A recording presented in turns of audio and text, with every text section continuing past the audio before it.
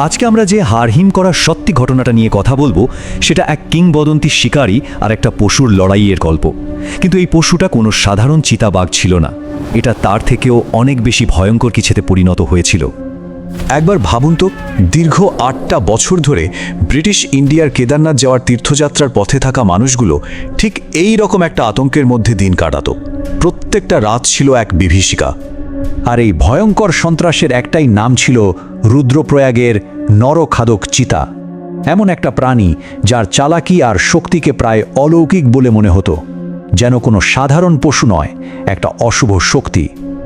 সরকারি হিসেব অনুযায়ী 1918 থেকে 1926 সালের মধ্যে এই চিতাবাঘটা 125 জন মানুষকে মেরেছিল, কিন্তু স্থানীয়দের মতে আসল সংখ্যাটা ছিল এর চেয়েও অনেক অনেক বেশি। এই ঘটনাটা শুনলেই বোঝা যায় চিতাবাঘটা কতটা বুদ্ধিমান ছিল। দেখুন, ঘরে 40টা ছাগল কিন্তু একদম অক্ষত ছিল। তার মানে ওটা খাবারের জন্য শিকার করছিল না, ওর লক্ষ্য ছিল শুধুমাত্র মানুষ। লোকেরা ওকে বলতো অশরীরী ছায়া। ভাবা যায়, একজন মানুষ তার বন্ধুর চোখের সামনে থেকে উধাও হয়ে গেল, অথচ কোনো আওয়াজ পর্যন্ত হলো না। যারা এটা দেখত তাদের মনে হতো এটা কোনো পশু নয়, কোনো ভূত বা পিশাচের কাজ। কিন্তু প্রশ্ন হলো, একটা চিতাবাঘ হঠাৎ করে নরখাদক হয়ে উঠল কেন? এর পেছনে ছিল এক মানবিক বিপর্যয়। 1918 সালের ইনফ্লুয়েঞ্জা মহামারীতে এত মানুষ মারা যাচ্ছিল যে অনেক মৃতদেহ দাহ না করেই পাহাড়ে ফেলে রাখা হতো। আর সেখান থেকেই চিতাটা প্রথম মানুষের মাংসের স্বাদ পায়, আর তার ভেতর থেকে মানুষের ভয়টাও চলে যায়। যখন মনে হচ্ছিল এই আতঙ্ক আর কোনোদিনও শেষ হবে না, ঠিক তখনই গল্পের মোড় ঘুরল।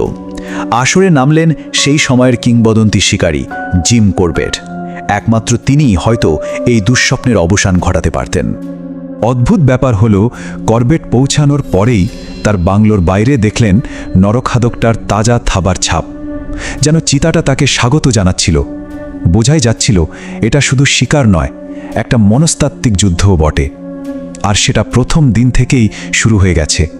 করবেট খুব তাড়াতাড়ি বুঝে গিয়েছিলেন যে তিনি শুধু একটা পশুকে শিকার করতে আসেননি, তিনি আসলে লড়তে এসেছেন একটা স্থানীয় কিংবদন্তির বিরুদ্ধে, যা কুসংস্কার আর ভয়ে জড়িয়েছিল।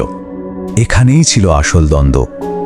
একদিকে করবেট, যিনি বিজ্ঞানের চোখে সবকিছু দেখছিলেন, থাবার ছাপ, আক্রমণের ধরন, সবকিছুর পুঙ্খানুপুঙ্খ বিশ্লেষণ করছিলেন। আর অন্যদিকে ছিল স্থানীয়দের বিশ্বাস যে এটা কোনো দুষ্ট আত্মা বা কোনো সাধু যে রূপ বদলাতে পারে, যার ওপর গুলি কাজ করে না। আর এই বিশ্বাসটা এমনি এমনি তৈরি হয়নি। বছরের পর বছর ধরে সরকার 10,000 টাকা পুরস্কার ঘোষণা করেছে, বড় বড় শিকারীরা এসছে, বিষ দিয়ে টোপ দেওয়া হয়েছে, এমনকি সেই বিষ খেয়েও চিতাটার কিছু হয়নি। এত চেষ্টার পরেও বড়জোর একটা গুলি শুধু তার পায়ের আঙুল ছুঁয়ে বেরিয়ে গেছে। প্রত্যেকটা ব্যর্থতা ওর কিংবদন্তিকে আরও শক্তিশালী করে তুলেছিল। এমনকি জিম করবেটের মতো কিংবদন্তি শিকারীও প্রথম চেষ্টায় ব্যর্থ হলেন। ঝড়ের রাতে গুলি চালালেন, কিন্তু অল্পের জন্য লক্ষ্যভ্রষ্ট হলো। বোঝা যাচ্ছিল এই চ্যালেঞ্জটা কতটা কঠিন হতে চলেছে। কিন্তু করবেট তো হাল ছাড়ার পাত্র নন। অনেক ব্যর্থতার পর তিনি একটা বিশাল, প্রায় 80 পাউন্ড ওজনের জিন ট্র্যাপ পাতলেন, একটা দানবকে ধরার জন্য এক দানবীয় ফাঁদ। আর তারপর রাতের নিস্তব্ধতা চিরে একটা ভয়ঙ্কর গর্জন শোনা গেল, যন্ত্রণায় আর রাগে মাটি কাঁপানো সেই গর্জন। হ্যাঁ, ফাঁদে পড়েছে সে অবশেষে। করবেট গুলি চালালেন আর বিশাল চিতাটা মাটিতে লুটিয়ে পড়ল। সঙ্গে সঙ্গে গ্রামবাসীরা আনন্দে ফেটে পড়ল। 8 বছরের বিভীষিকার যেন ফাইনালি অবসান হলো। তারা চিতাটার মৃতদেহ কাঁধে নিয়ে রাস্তায় বেরিয়ে পড়ল। চারিদিকে তখন একটাই আওয়াজ, সাহেবের জয়, সন্ত্রাস শেষ। বহু বছর পর মানুষ প্রথমবার নির্ভয়ে তাদের ঘরের দরজা খুলল। গোটা অঞ্চলে একটা স্বস্তির হাওয়া বয়ে গেল। কিন্তু এই সব কিছুর মধ্যেও করবেটের মনে একটা খটকা লেগেই ছিল। কিছু একটা ঠিক মনে হচ্ছিল না। তার মন বলছিল যে চিতাটাকে মারা হয়েছে সেটা আসল নরখাদকটা নয়। আর করবেটের সেই আশঙ্কায় সত্যি হলো। এই স্বস্তি এক রাতের বেশি টিকল না। ঠিক তার পরের দিন সকালেই একজন বার্তাবাহক পাগলের মতো ছুটে এলো এক ভয়াবহ খবর নিয়ে। নরখাদকটা আবার ফিরে এসেছে।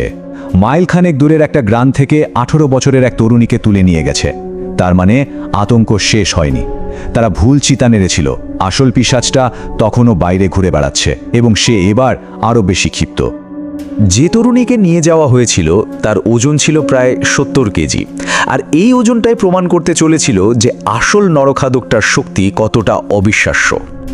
ভাবা যায় চিতাবাঘটা 70 কেজি ওজনের একটা দেহকে মাইলের পর মাইল বয়ে নিয়ে গেছে, একটা 12 ফুট উঁচু দেয়ালের ওপর দিয়ে পার করেছে, অথচ মাটিতে একটা আঁচড়ের দাগ পর্যন্ত নেই। এই অসম্ভব কাজটা মানুষের মনে পুরোপুরি গেঁথে দিয়েছিল যে যে এই কাজ করেছে সে কোনো সাধারণ পশু হতেই পারে না। এরপর থেকে শিকার আবার শুরু হলো, কিন্তু এবার এটা আর শুধু একটা শিকার ছিল না, এটা হয়ে দাঁড়িয়েছিল জিম করবেট আর সেই চিতাটার মধ্যে এক ব্যক্তিগত লড়াই, এক অন্তহীন দ্বৈরথ। আর এবার খেলাটা পুরো উল্টে গেল। চিতাটা আর লুকিয়ে বেড়াচ্ছিল না, বরং সে নিজেই করবেটকে অনুসরণ করতে শুরু করলো। রাতের অন্ধকারে করবেটের পায়ের ছাপের ওপর দিয়ে হেঁটে যেত, ছায়ার আড়াল থেকে তার ওপর নজর রাখত। শিকারী নিজেই যেন শিকারে পরিণত হচ্ছিল। বছরের পর বছর ধরে চলা এই বুদ্ধির লড়াইয়ে এমন একটা চালাক শিকারীর বিরুদ্ধে শেষে গিয়ে প্রশ্নটা এটাই দাঁড়ায়, কে আসলে শিকারী আর কেই বা শিকার? এই মনস্তাত্ত্বিক যুদ্ধটা করবেটকে তার দক্ষতা আর মানসিক ক্ষমতার একেবারে শেষ সীমায় পৌঁছে দিয়েছিল, যার গল্প আমরা পরের বারও শুনব।